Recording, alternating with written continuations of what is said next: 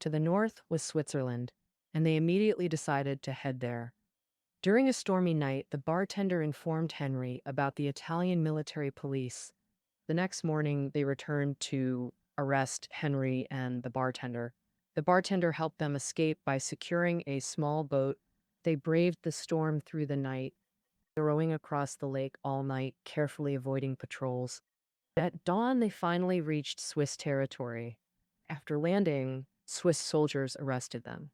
But with American passports, substantial cash, and claims of tourism, the Swiss treated them courteously and issued visas. Henry and Catherine later resided at Mrs. Goodingen's house, a cottage-style villa. Winter brought frost and snow. They burned pinwood for warmth under soft down comforters. Miss Goodingen delivered hot water, firewood, and breakfast.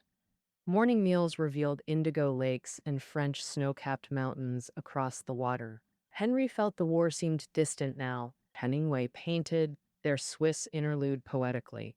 Snow peaks, plains, streams, lakes, pine forests, vineyards, gulls, and finches. Catherine got her hair permed while Henry waited and chatted with her.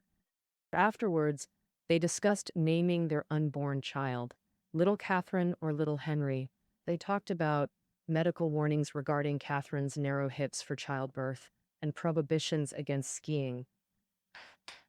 Conversations flowed about Catherine keeping long hair and Henry growing a beard for better appearance. Ordinary conversations carried extraordinary happiness within these mundane moments. They drove through Lausanne's countryside, strolling rural roads in carefree joy. Time accelerated as Catherine approached labor, her abdomen contracting irregularly. The pain intensified. Gentle Catherine nearly lost composure.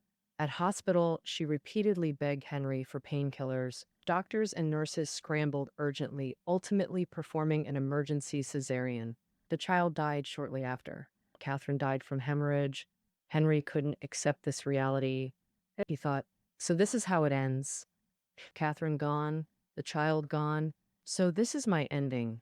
After surviving war's dangers, escaping with beloved Catherine, their hopes for happiness, yet none escaped death's equal embrace. Henry wandered desolately through midnight streets. Hemingway wrote, "It felt like doomsday. Even good people die, the world breaks everyone.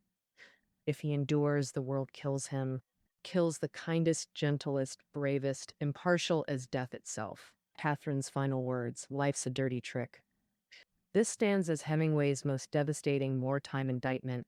Youth swallowed war propaganda about national honor, became meaningless cannon fodder.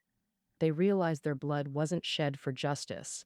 Their hatred targeted war's twisted values. The novel indicts not just war, but warmongering politics. Nations sacrifice ordinary happiness for endless resource grabs. War survivors like Hemingway drowned in pessimism, lacking spiritual anchors.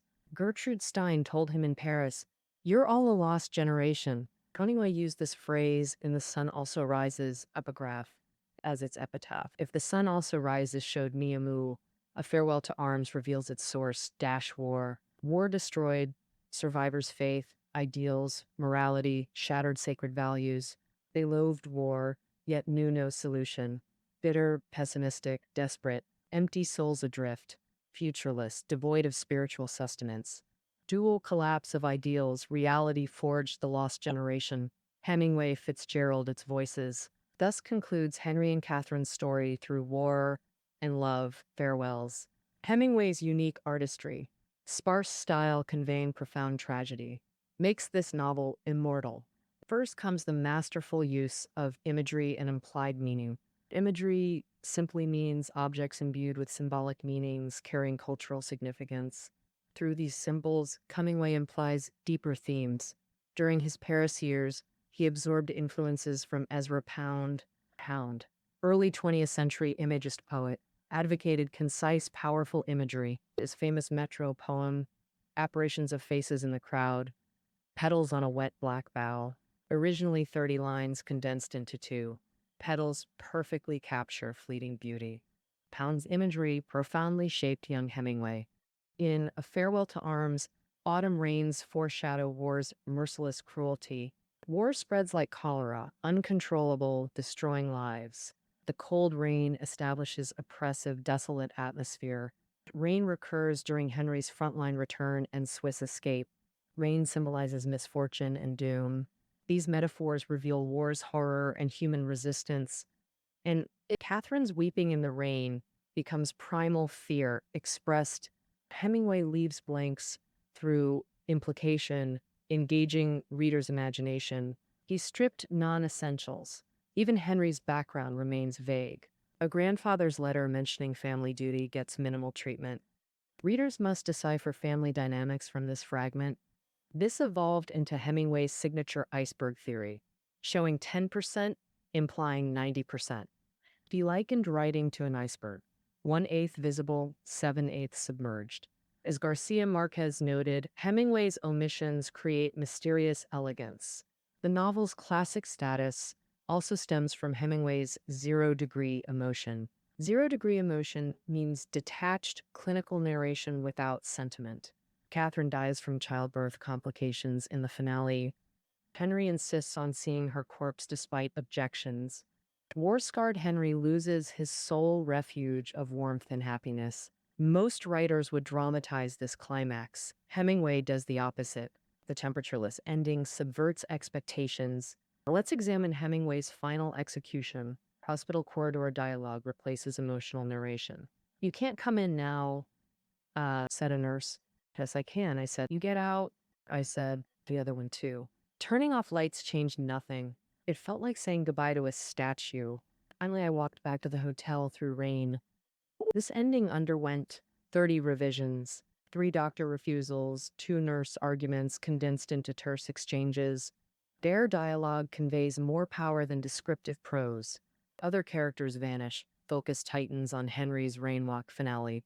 Robotic movements, numb detachment. The abrupt ending invites interpretation. Heightened emotion demands maximal restraint. Hemingway's credo. Lucian similarly warned, strong emotions kill poetry's beauty. This zero-degree ending reveals Henry's desolation through surgical precision. Hemingway's imagery and zero-degree writing ultimately serve anti-war themes. Critics consider A Farewell to Arms the pinnacle of anti-war literature.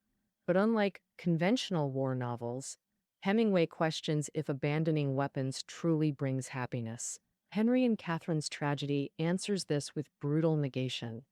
Hemingway rejects post-war peace as salvation. War obliterates not just happiness, but humanity's capacity for hope.